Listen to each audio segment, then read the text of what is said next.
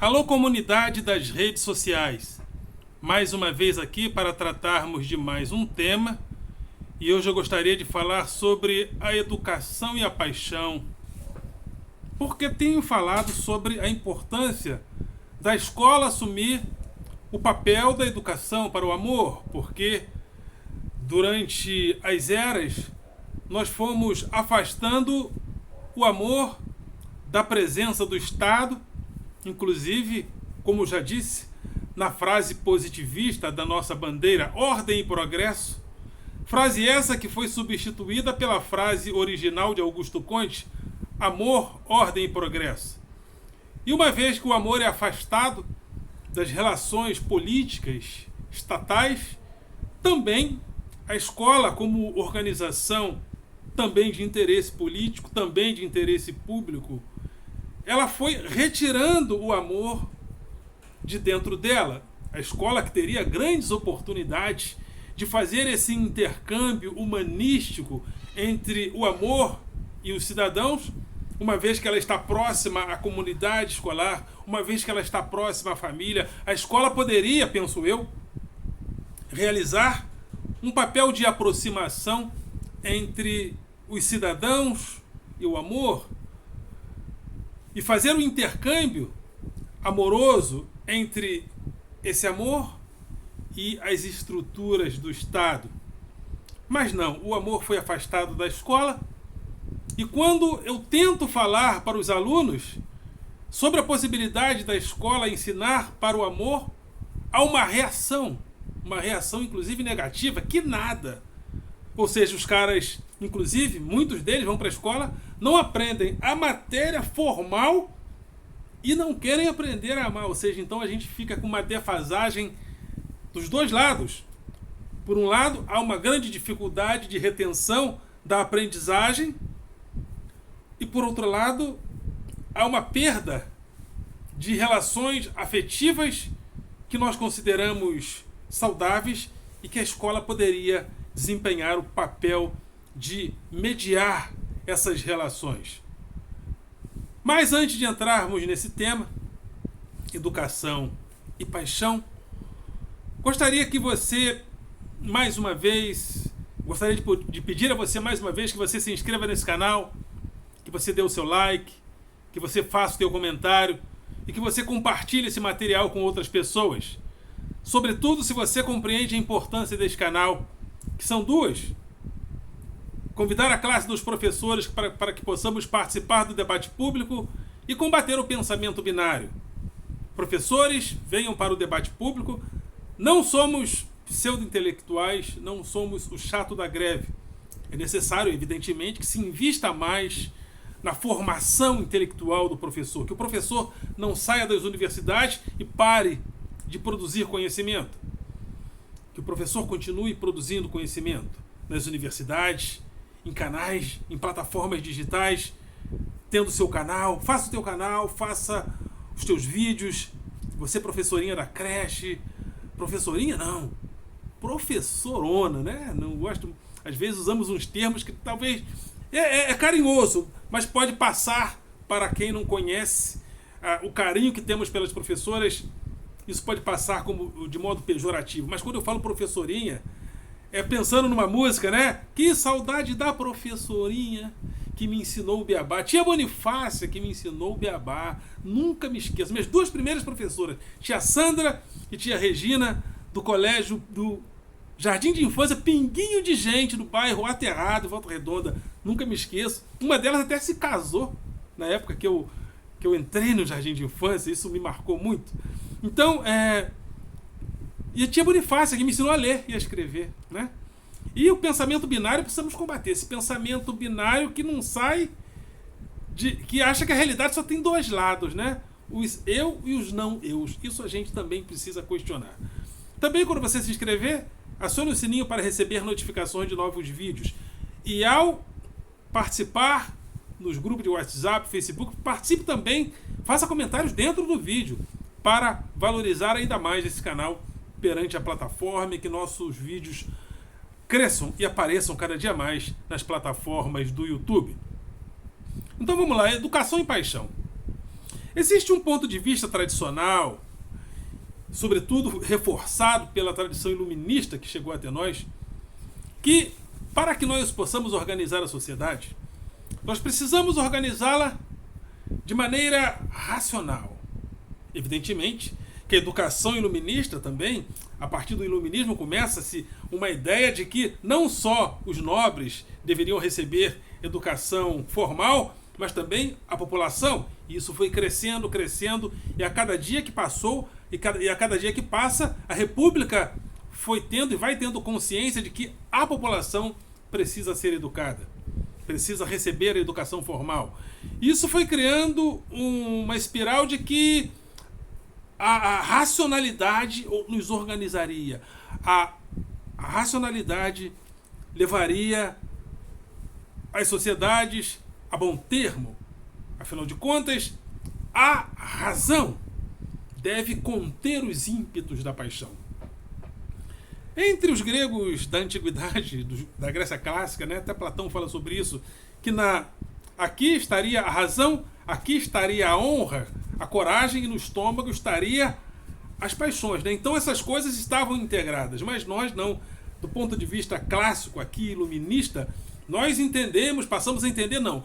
A razão deve subjugar a paixão a qualquer custo. E isso foi crescendo, foi tomando proporções gigantescas na nossa forma de pensar a realidade. Porém, existe a paixão. E com o tempo começamos a nos dar conta de que a paixão é inevitável, né? Que a paixão ela está presente em nós de maneira indelével.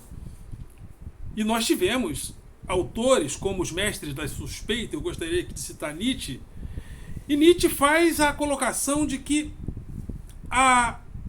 não foi a razão que inventou a vida inventou a razão. Então há condições pré-ontológicas vitais que antecedem esses valores da razão. E esses valores antecedentes à razão, que ficam subjugados pela aparente racionalidade, é trazido à tona por Freud na invenção da psicanálise, onde ele demonstra a participação do inconsciente na nossa vida. E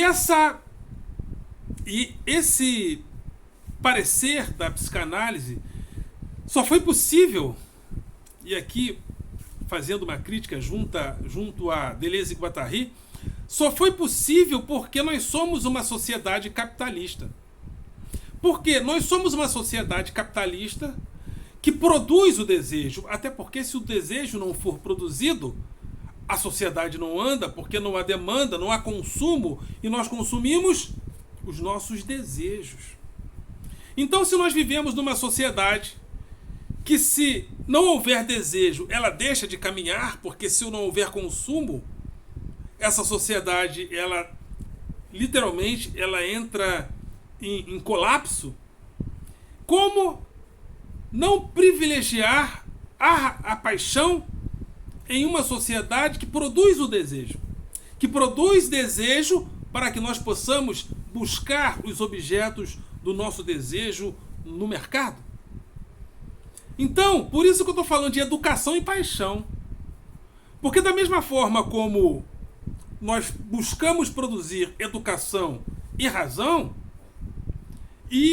mas isso, com o tempo, nós percebemos que isso era insuficiente. Que nós precisaríamos e precisamos produzir não só as categorias da razão como valor, mas a paixão, ao vir, precisa ser considerada. E Deleuze e Guattari dizem, no Antiédipo, que toda vez que nós tentamos fugir da paixão, nós, de fato, nos vemos limitados pela nossa própria condição humana. Não há como fugir da paixão, sobretudo em uma sociedade como a nossa, capitalista, que é produtora de desejos. E só numa sociedade capitalista produtora de desejos poderia surgir um fenômeno como a psicanálise. Porque a psicanálise identifica os nossos problemas na falta, nossos problemas psíquicos, sobretudo na falta. aquilo que nos falta, nós gera inclusive demandas de desequilíbrios mentais. Então, a menina desejaria algo que falta nela, seria o pênis. O menino desejaria a mãe, porém, há um ciúme do pai, que é de fato o possuidor do corpo da mãe. O mesmo aconteceria com a menina. Então, essas faltas dentro da família edipiana estaria a base dos nossos problemas e desequilíbrios psíquicos. Então, esse parecer a respeito da falta só poderia surgir, segundo Deleuze e Guattari, em uma sociedade capitalista que produz uma demanda muito grande de produtos, nos oferece esse produto, essa sociedade nos oferece e pergunta: você tem dinheiro para comprar? Aí nós ligamos a televisão ou ligamos os nossos smartphones e está ali uma grande oferta de passeios e viagens. Eu que sou viciado em viagens, então, passeios e viagens. E a maioria esmagadora dos passeios e viagens que estão ali e que eu quero fazer, eu não posso fazer. Então, se nós temos uma sociedade que produz objetos de desejo e diz, mas a maioria você não vai poder comprar porque você não tem dinheiro para tudo isso, essa sociedade produz desejo. Então não há como fugir do desejo. Porque se nós fugirmos do desejo, essa sociedade entra em colapso, a não ser que a gente crie de uma hora para outra uma outra sociedade. Então, por isso é que surge a psicanálise, segundo Deleuze e Guattari. Só que Deleuze e Guattari, observando que já propõe a esquizoanálise, porque Deleuze e Guattari entendem que a família edipiana é insuficiente para dizer o que nós somos do ponto de vista psíquico. Porém, a sociedade capitalista, diante da sua complexidade, ela não deveria propor a nós apenas a análise, a psicanálise, sim uma esquizoanálise devido à esquizofrenia sociológica que aparece na sociedade capitalista. Por isso é que Deleuze e Guattari escreve Capitalismo e Esquizofrenia, que vai do Antiédipo e Mil Platões, também uma obra magnífica. Então, como fugir do desejo? Se a sociedade que nós vivemos é produtora de desejo, se sustenta sobre o desejo. Esse problema também foi colocado por Herbert Marcuse, em 1955, no livro Eros e Civilização. Em Eros e Civilização, Marcuse coloca que, por mais que a civilização tenha buscado colocar a razão sobre Eros para nos levar a um idílio sociológico, a um paraíso da razão, cada dia que passou e cada dia que passa, Marcuse percebia que a paixão, o Eros, das nossas representações eróticas, está dentro da sociedade, da civilização. Então a civilização em si não se separa de Eros, não se separa da paixão.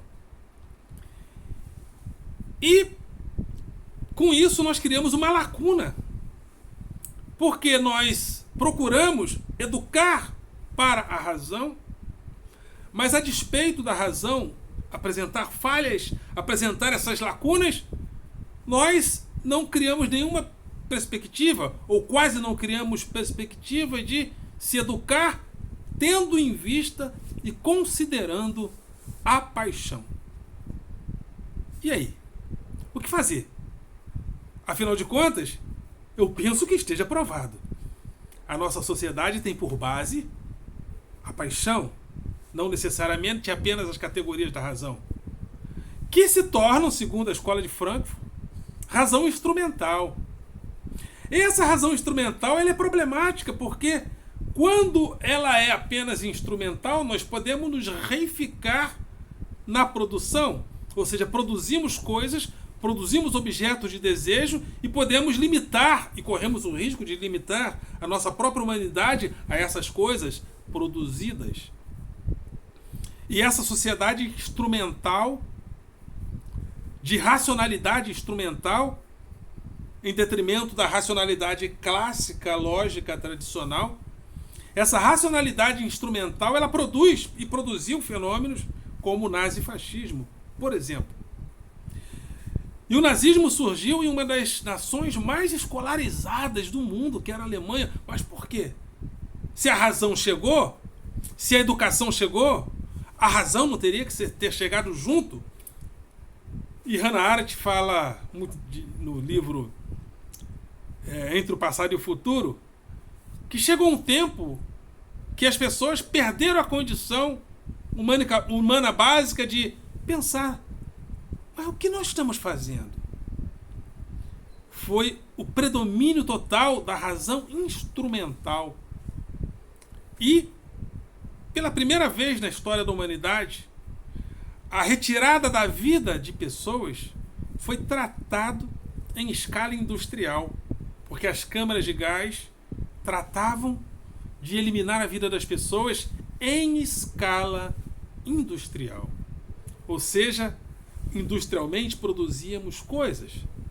Agora produzíamos pessoas que deveriam ser transformadas em coisas e não coisas, porque elas deveriam ser mortas. Isso numa nação que fora amplamente educada. Queríamos ter, por exemplo, uma educação no Brasil que se aproximasse minimamente, ou que até superasse a educação dos países europeus, que são Estados Unidos, mas países europeus, vou ser mais específico, onde há uma educação mais inclusiva. Mas exatamente nesses lugares é que surge um sentimento e o pensamento anti-vacina. E curiosamente, ao invés de pegar o melhor que há nessas nações, que é a escolarização, uma escolarização melhor, uma melhor valorização do magistério, nós ficamos com o pior, ficamos com o lixo.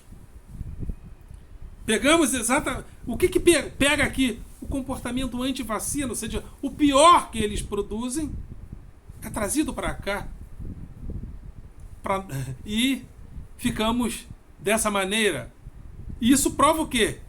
Que, por mais que haja valores da racionalidade, por mais que haja uma racionalidade técnica, porque se não houver industrialização, a educação ela tende a minguar, porque as pessoas começam a sentir que elas não precisam estudar.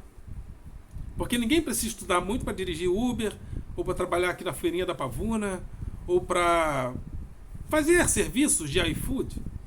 Mas a partir do momento que a industrialização chega, que a ciência e a tecnologia começam a se associar, aí as pessoas começam a entender que elas precisam se qualificar para o mercado de trabalho.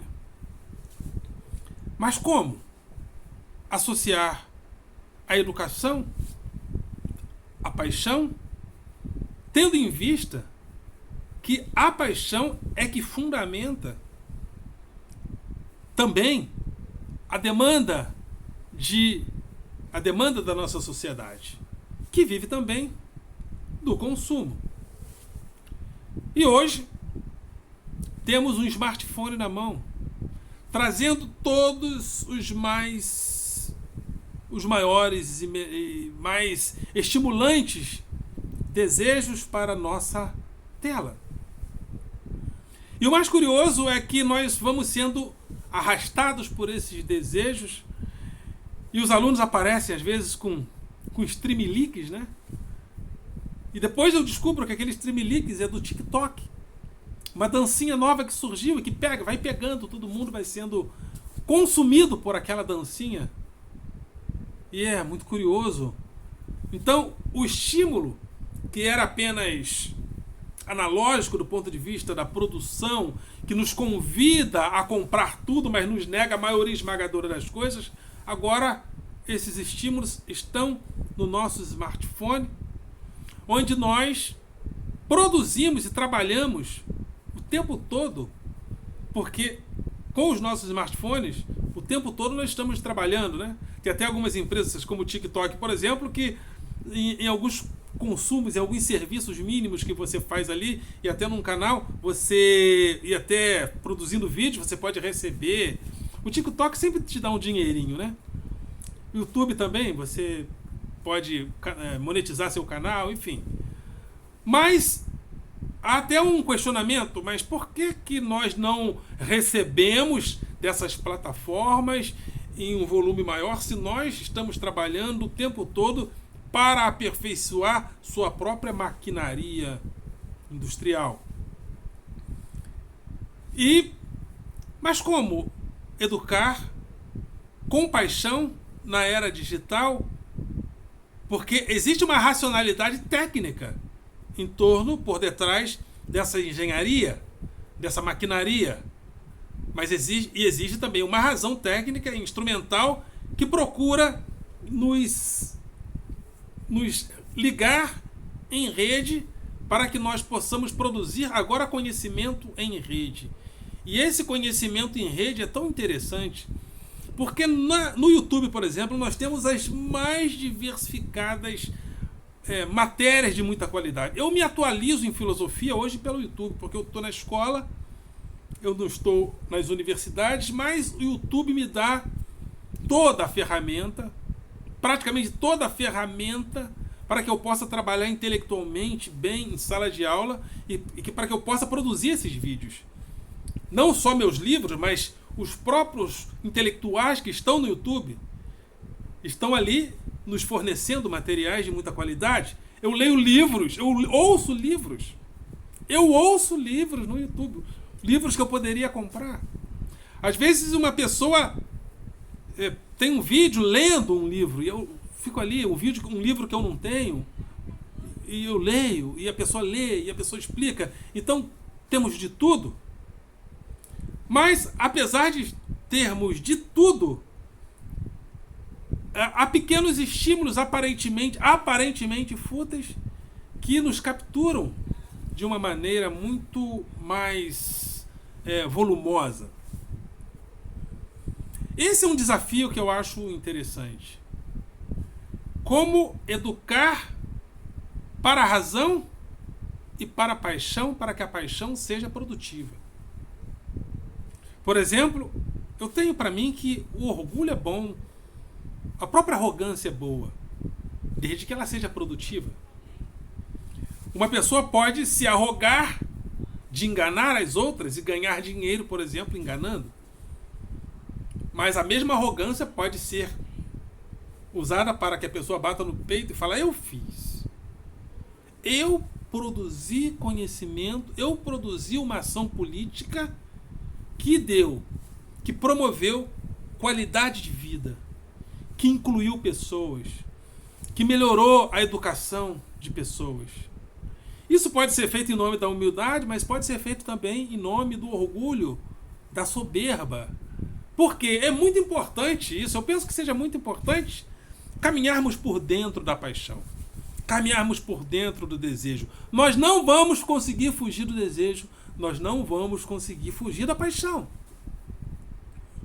É por isso que muitos produzem essas verdadeiras aberrações religiosas por aí, com alianças políticas muito estranhas em nome de Jesus, porque a pessoa quer produzir, quer dizer que está produzindo um material espiritual e racional, caminhando por dentro da paixão. E como o movimento é por dentro da paixão, não há como enganar, fica até feio querer enganar.